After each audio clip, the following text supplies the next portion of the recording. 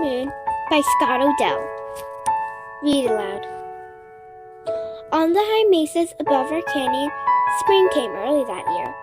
The pion trees shook off their coverings of snow in the month of Deer.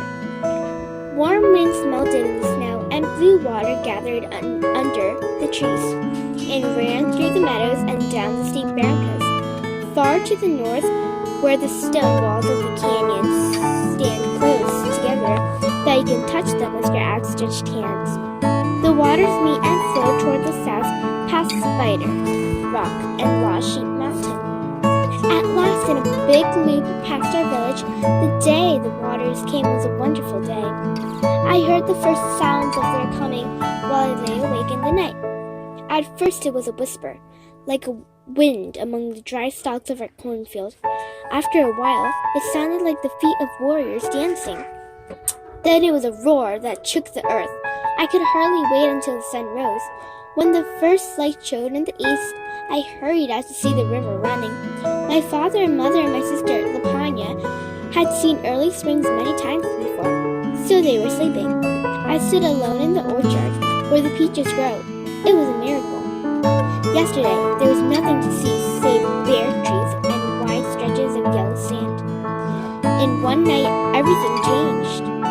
The trees had begun to bud, and the sand lay deep under the blue, rushing water.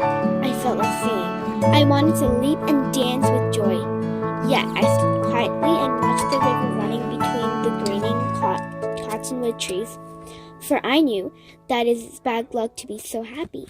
The gods do not like anyone to show happiness in this way, and they punish those who do not obey them. They punished my brother. They let the lightning strike him when he was coming home from a hunt. My brother had shot a 6-pronged deer and was singing because it was the first deer with 6 prongs that anyone had shot in the summer. The lightning struck him and he died.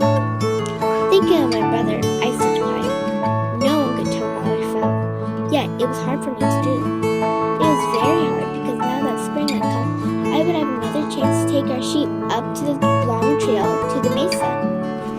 I had driven them there once before, last year on the day the waters began to run, but it was a bad time for me. I thought of that spring now. It was not so hard any longer to stand quiet and think about it.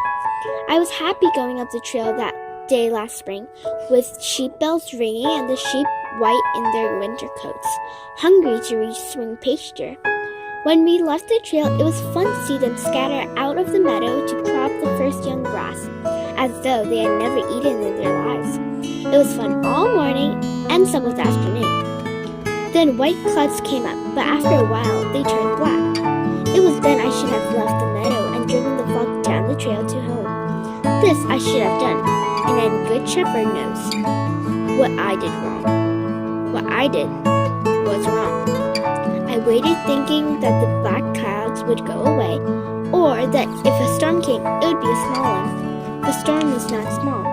At first, it only rained, and I herded back the flock into the aspen grove for shelter against the wind that had grown cold. Then it became the snow. I have never been afraid before, or only once.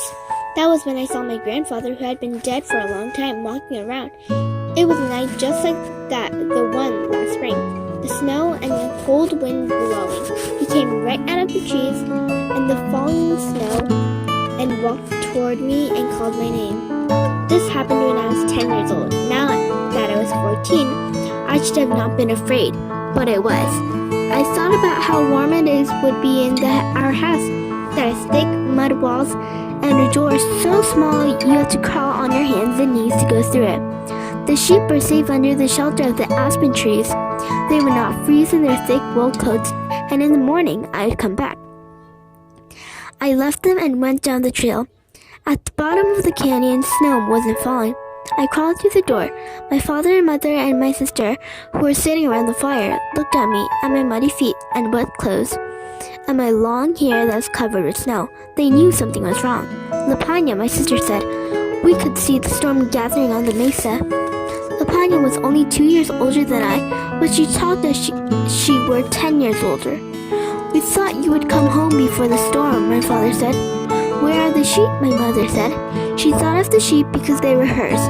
In the tribe I belong to, the Navajos, sheep are mostly owned by the woman. It was right, therefore, that she think of sheep first. "They are safe," I said. "Where?"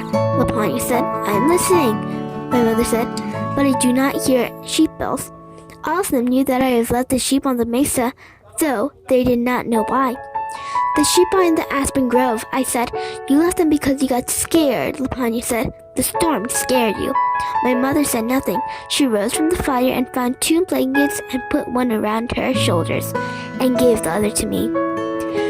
She went outside and I followed her. We crossed the stream and climbed the trail. Snow was falling on the mesa, but the sheep were safe, deep in the aspen grove. We cleared a place and sat down near them and wrapped ourselves in the blankets. It was a long night, but my mother did not speak to me.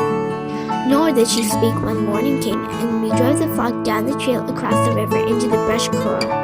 Nor did she ever speak of that night, but all the rest of the spring and during the summer and fall she would not let me take the flock to the mesa.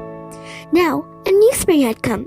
I could not wait until my mother was awake and I could ask her about the sheep.